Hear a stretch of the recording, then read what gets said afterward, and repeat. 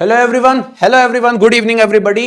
सो RRB JE CBT 1 का cut off, RRB JE CBT 1 का response sheet आने के बाद का कट ऑफ, आरआरबी जेईई में सर मेरा सिलेक्शन होगा या नहीं होगा? सर मेरे इतने मार्क्स आ रहे हैं, क्या मुझे सीबीटी 2 की तैयारी करना चाहिए या मुझे नहीं करना चाहिए? सर क्या मैं ये छोड़ के अभी एनटीपीसी की तैयारी करने लग जाऊं, या सर मैं अपने स्टेट के एग्जाम की तैयारी करने लग जाऊं? सर मैं राजस्थान से बिलोंग करता हूं, आरएसएमडबलएसबी की वैकेंसीज वहां पे है, समझ ही नहीं आ रहा सीबीटी 1 मेरा क्लियर होगा कि नहीं होगा। सर मैं मध्य प्रदेश से बिलोंग करता हूं, एमपी पीजीसीएल की वैकेंसी मेरे पास है, सर मैं तैयारी करने लग जाऊं या सीबीटी 2 पे ध्यान दूं? सर सब छोड़ के वापस से आरआरबी जेईई की तैयारी करने लग जाऊं? इस तरीके के काफी सारे सवाल देश के सभी इंजीनियरिंग एस्पिरेंट्स के दिमाग में पिछले 4 दिन से चल रहे हैं, जब से रिस्पॉन्स शीट आई। जब हम एग्जाम देके आते हैं तब हमारी कंडीशन अलग होती है, हमें लगता है हमने ये किया वो किया वो किया। जब रिस्पॉन्स शीट आती है तब हमारी कंडीशन अलग हो जाती है, हमें लगता है कि अब हमारे पास ये है, लेकिन मन में वो क्यूरियोसिटी कंटिन्यूअसली रहती है कि करना क्या चाहिए। इस क्यूरियोसिटी के लिए आपको मेरी वीडियो की बिल्कुल भी जरूरत नहीं है, अगर मैं आपको आज सच बताऊं तो। लेकिन उसके बावजूद भी बहुत सालों से मैंने इस देखा क्लियर कि ये क्यूरियोसिटी स्टूडेंट के मन में खत्म कैसे होगी। क्यूरियोसिटी बढ़ाने के लिए तो पूरा यूट्यूब बैठा हुआ है आपके पास, आपके दिमाग को इस तरीके से पूरी तरीके से मोल्ड कर दिया जाएगा कि आप आधे तो पागल हो चुके होंगे। टेलीग्राम से लेकर के हर जगह सिर्फ एक ही बात चलेगी कि मेरा होगा कि नहीं होगा, बेस्ट या सेफ स्कोर क्या है, इस तरीके की बात चलेगी। लेकिन वास्तविकता में आपको मैं बताऊं कि कोई भी इंसान, स्वयं ईश्वर भी आकर के एक दिन में, आधे दिन में और 2 दिन में इस चीज को प्रिडिक्ट नहीं कर सकते। आप सभी के मन में पिछले 3 दिन से यही बात आ रही थी कि मोहित सर प्लीज आपकी बात अभी तक हमने नहीं सुनी है। आपने एक वीडियो बनाई थी, वो भी बनाई थी आपने कब, जब एग्जाम हुआ था, लेकिन उसके बाद सर आपने रिस्पॉन्स शीट आने के बाद कोई वीडियो नहीं बताई। मैंने आपको हमेशा बोला है कि मैं कभी भी एग्जाम के एक दिन बाद या रिस्पॉन्स शीट के एक दिन बाद वीडियो का कट ऑफ नहीं बना सकता, क्योंकि यार ये प्रैक्टिकली पॉसिबल नहीं है। ईश्वर ने मुझे इतनी दिव्य शक्तियां नहीं दी है कि मैं एक दिन बाद ही आपको बता दूं कितना कट ऑफ जाएगा। यूट्यूब पर हैं ऐसे कुछ लोग जिनके पास इस तरीके की दिव्य शक्तियां हैं, जो एग्जाम खत्म ही नहीं होता उसके पहले ही उनको पता चल जाता है कि पेपर क्या आ रहा है। दूसरा, एग्जाम की रिस्पॉन्स शीट आने के बाद ही पता चल जाता है कि कट ऑफ क्या जाने वाली है। बट ऐसी दिव्य शक्तियां मेरे पास नहीं है, तो थोड़ा सा मुझे भी डेटा एनालिसिस करना पड़ता है, उसके बाद ही सारी चीजें मैं बता पाता हूं। दूसरी बात, इस वीडियो के अंदर मैं आपको ये नहीं बता पाऊंगा कि एग्जैक्ट कट ऑफ कितना है, तो मैं आपको ये भी बोलता हूं, तो अगर आप चाहें तो इस वीडियो को इस पर्टिकुलर पॉइंट से देखना बंद कर दे। लेकिन हां, मैं ये जरूर बता दूंगा कि अगर मैं एक एस्पिरेंट हूं या अगर मैं कभी एक्सपीरियंट था, तो मुझे अगर सीबीटी 1 में क्लियर करता तो मुझे सीबीटी 2 की तैयारी करनी चाहिए या नहीं करनी चाहिए। सीधे डायरेक्टली इन 2 फेज के अंदर मैं आपसे बातें कर सकता हूं। अब ये दोनों फेज के अंदर बातें किस बेसिस पे हैं और क्यों मैं 4 दिन तक वेट किया, जरा वो मैं आपको बताता हूं, जरा आप समझेंगे इस चीज को। कंफ्यूज तो आप हैं, कंफ्यूज पूरे देश के सारे बच्चे हैं। तो चलिए अब इसमें आपका ज्यादा समय वेस्ट नहीं करता हूं, क्योंकि ऑलरेडी मुझे लगता है कि आपका यूट्यूब पर 4 दिन में समय बहुत ज्यादा वेस्ट हो गया होगा। तो अब डायरेक्टली एकदम टू द पॉइंट बातें करेंगे जिनकी आपको सबसे ज्यादा जरूरत है। सबसे पहली पॉइंट की बात, आपको यह बात पता चल चुकी होगी कि कितने बच्चे मोस्टली फॉर्म भरे होंगे। तो कहीं ना कहीं आपके पास ये डेटा ऐसा घूम रहा होगा कि 10 लाख बच्चों ने फॉर्म भरा है। भाई कैसे पता कि 10 लाख बच्चों ने फॉर्म भरा है? कहीं से कहीं तक किसी के पास कोई ऑफिशियल डेटा नहीं है। आरआरबी एएलपी में 18 लाख फॉर्म भरा, यह डेटा भी रेलवे ने खुद बताया था, किसी को अपने मन से पता नहीं चला था। ठीक है, तो अभी अगर मैं बात करूं कि आरआरबी में नंबर ऑफ एप्लीकेंट कितने हैं, यह बात किसी को भी नहीं पता। किसी को यह बात नहीं पता कि कितने एप्लीकेंट ने फॉर्म भरा है, कितने बच्चों ने फॉर्म भरा है, यह बात किसी को भी नहीं पता। अगर मैं अंदाजे में बोल दूं 10 भरा, 12 भरा, 8 भरा, 6 भरा, ऐसा नहीं बोल सकता। एक्चुअली टोटल कितने एप्लीकेशन है ये कोई नहीं बता सकता। हां, कुछ आरटीआई के थ्रू कुछ आरआरबी ने अपना डेटा शेयर किया था कि हमारे यहां से इतने इतने फॉर्म भरे गए हैं। ठीक है, लेकिन अगर आप वो डेटा को देखते तो आपको पता चलता कि वो डेटा कितना ज्यादा कम डेटा था। मतलब इतना कम था कि अगर उन सबको भी आप जोड़ते तो आप काउंट कर लेना कि कितने बच्चे होते। राइट, तो ये डेटा भी हमारे पास अवेलेबल नहीं है। चलिए, तो इस पर बात ही नहीं करते, दूसरी बारे में बात कर लेते हैं। अभी अगर मैं बात करता हूं रैंक प्रिडिक्टर के बारे में, जैसा कि आप लोग सब लोग अपना रिस्पॉन्स शीट जो है वो एक रैंक प्रिडिक्टर के अंदर हमेशा शो करते हो। आप सभी लोग अपना रिस्पॉन्स शीट जो है वो एक रैंक प्रिडिक्टर के अंदर हमेशा शो करते हो।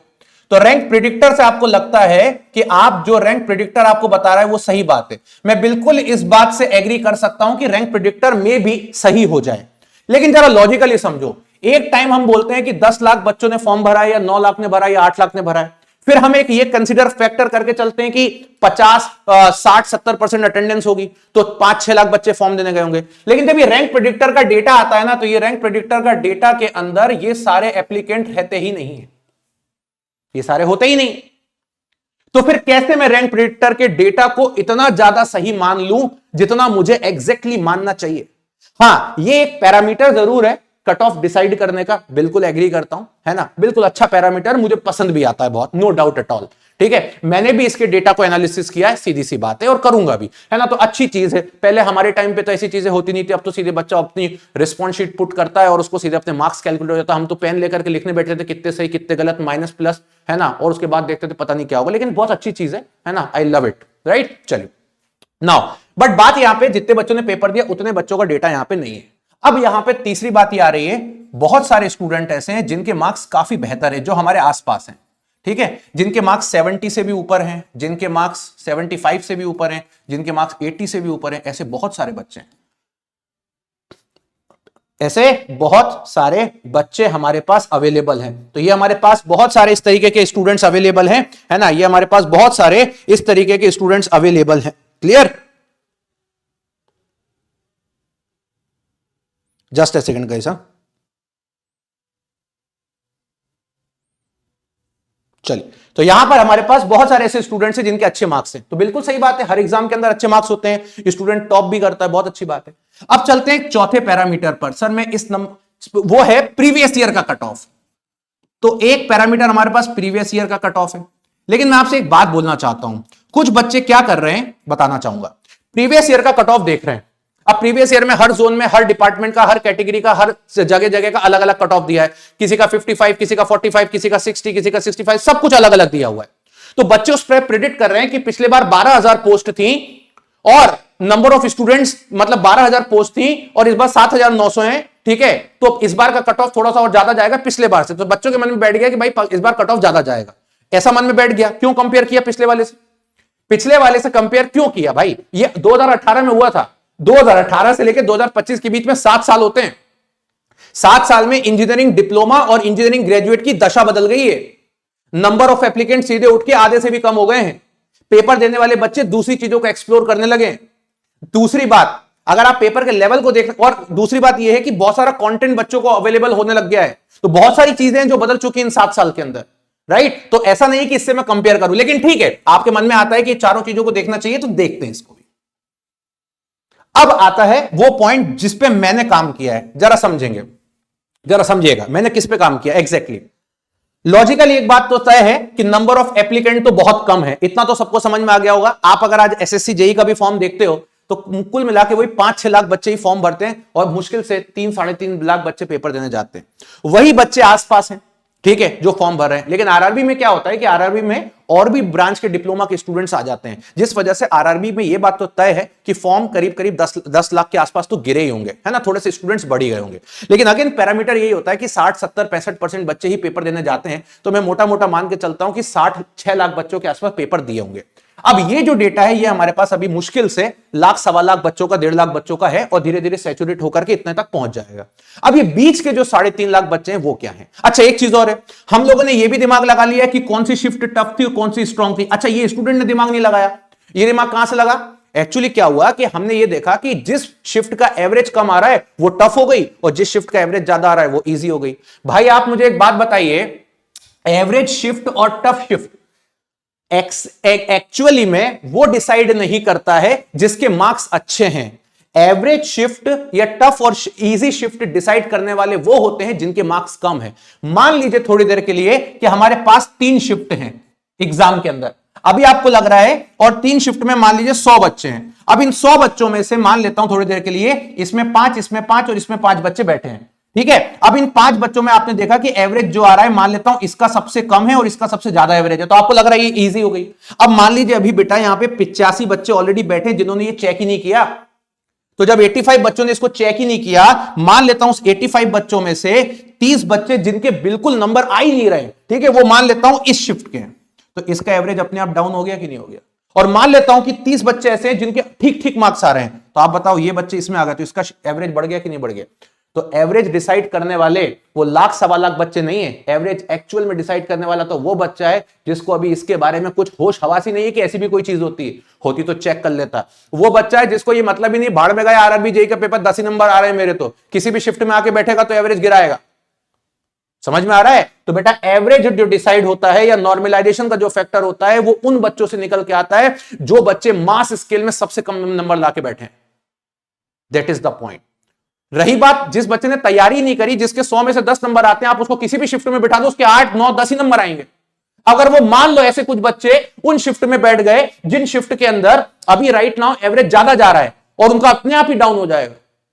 और अभी जो आपको एवरेज दिख रहा है ना 6-7 नंबर का, ये डाउन होकर के 10 12-15 भी हो सकता है, क्योंकि 9 शिफ्ट है यहां पे। तो अभी आप इसके ऊपर एग्जैक्ट रिलाई नहीं कर सकते। मैं अगेन एक चीज बोलूंगा कि कोई भी पैरामीटर मैंने ये नहीं लिखा है जिस पे आप आंख बंद करके भरोसा करो। कुछ चीजों पे आप कर सकते हो बट कुछ चीजों पे आप नहीं कर सकते। ठीक है, अब आती है इसके बाद की बात। 1,20,000 बच्चे सिलेक्ट होने वाले हैं और 1,20,000 बच्चों के हिसाब से अगर मैं बात करूं तो देश में 60 नंबर कहीं से भी कहीं तक बुरा नहीं है। अब मान लीजिए कोई बच्चा सोच रहा है कि सर मेरे 55 नंबर आ रहे हैं, मैं करूं कि नहीं करूं। मान लीजिए इस बच्चे का शिफ्ट में बढ़ के 6 नंबर भी बढ़ गए तो ये 61 पे आ जाएगा। इस बारे में भी बात कर लेते हैं, प्रीवियस ईयर के बारे में। प्रीवियस ईयर में जो आप कट ऑफ देख रहे हो वो आफ्टर नॉर्मलाइजेशन का कट ऑफ है, जहां पे 65 63 चला गया। तो मैं आपसे एक ही चीज बोलूंगा, जो मेरा मानना है, इतनी पूरी एनालिसिस करने के बाद, ज्यादा कहानी नहीं सुनेंगे, इतनी पूरी एनालिसिस करने के बाद मुझे ऐसा लगता है अगर कोई बच्चा 60 के ऊपर नंबर लेकर के बैठा है, कोई भी कैटेगरी का हो, तुमको तो तैयारी करना अभी आज से चालू कर देना चाहिए बिना कुछ सोचे। तुम किसी भी जोन के हो, किसी भी ब्रांच के हो। इसके बाद अगर कोई बच्चा 50 से 52 प्लस पे बैठा है, लेकिन ये बच्चे के साथ कैटेगरी होना जरूरी है, ओबीसी और ईडब्ल्यूएस, तो मैं बोलूंगा कि तुम भी अपनी तैयारी करना चालू करो CBT2 की। क्यों? इनकेस तुम्हारे मार्क्स अगर ऑब्जेक्शन क्वेश्चन और ऐसे करते करते 6-7 बढ़ गए और कहीं तुम्हारे जोन का कट ऑफ वहीं कहीं आकर के अटक गया, तो यार ये अच्छा माना जाएगा।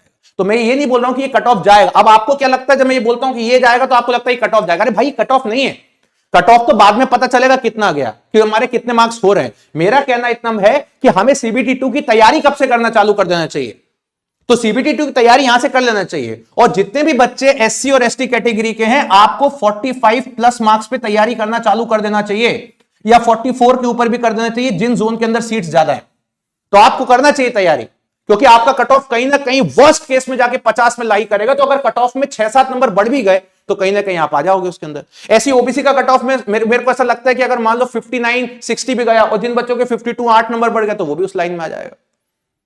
और यूआर वाले को कट ऑफ मुझे ऐसा लगता है कि अगर किसी बच्चे का भी 58 59 लेकर के बैठा हुआ है, अच्छा ये मैंने यूआर के लिए नहीं बताया, ये तो सबके लिए है। यूआर वाले बच्चों को मैं बोलूंगा कि 58 के ऊपर अगर कोई बैठा है या 57 के ऊपर कोई बैठा है, तो मैं बोलूंगा आपको तैयारी करना चालू कर देना चाहिए। आपको किसी भी सिचुएशन में तैयारी करना चालू कर देना चाहिए, नहीं सोचना चाहिए। हाँ, अगर 40 की लाइन में हो, यूआर में मत करो तैयारी, छोड़ दो आज ही, कोई दिक्कत नहीं। ईडब्ल्यूएस में भी हो छोड़ दो, ओबीसी में भी हो छोड़ दो, 40 की लाइन में हो तो।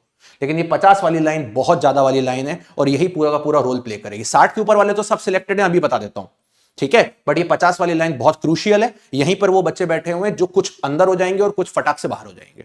लेकिन आपको तैयारी करना चालू कर देना चाहिए, क्योंकि आपको ये पता नहीं है कि आप अंदर होगे कि बाहर होगे। हो सकता है आप अंदर हो जाओ 0.01 से, और हो सकता है आप बाहर हो जाओ 0.01 से। तो इसलिए तैयारी करना तो चालू करना चाहिए। इनको तो करना ही चाहिए, लेकिन ये वाले बच्चों को भी करना चाहिए, क्योंकि इनको अभी एग्जैक्टली नहीं पता। और एग्जैक्टली पता चल भी कैसा सकता है, अभी तो हमारे मार्क्स में इतना वेरिएशन आना है, इतने तो ऑब्जेक्शन क्वेश्चन है। ऑब्जेक्शन क्वेश्चन सबके तो सही होते नहीं है, उन्हीं के सही होते हैं जिनको मिलने चाहिए, ठीक है। कुछ के हो सकता है तुक्के में भी सही आ रहा हो ऑब्जेक्शन क्वेश्चन, प्लस बाकी का फैक्टर है। तो ये सारे फैक्टर्स अवेलेबल हैं। तो मैं बोलूंगा इतने पे आपको तैयारी करना चालू करना चाहिए, बिना कुछ सोचे, बिना कुछ समझे। चलिए गाइस, तो इसी तरीके से मिलते रहेंगे। So thank you very much, bye bye, take care. मतलब मैं आपको ये बोलूंगा, अगर मैं इस जगह पे होता ना, इनमें से किसी जगह पे, तो मैं तैयारी करना चालू कर देता। मैं क्यों सोचता ये सब? हाँ, मेरे 40 नंबर आते तो मैं नहीं करता, बिल्कुल भी नहीं करता। मैं क्यों सोचता? मुझे पता है कि 40 नंबर में कितना भी आगे बढ़ जाएगा तो होना ही नहीं है। लेकिन अगर इस रेंज में आ रहे हो तो एटलीस्ट आपको करना स्टार्ट करना चाहिए बिना कुछ सोचे, ठीक है। चलिए, so thank you very much, bye bye, take care and love you.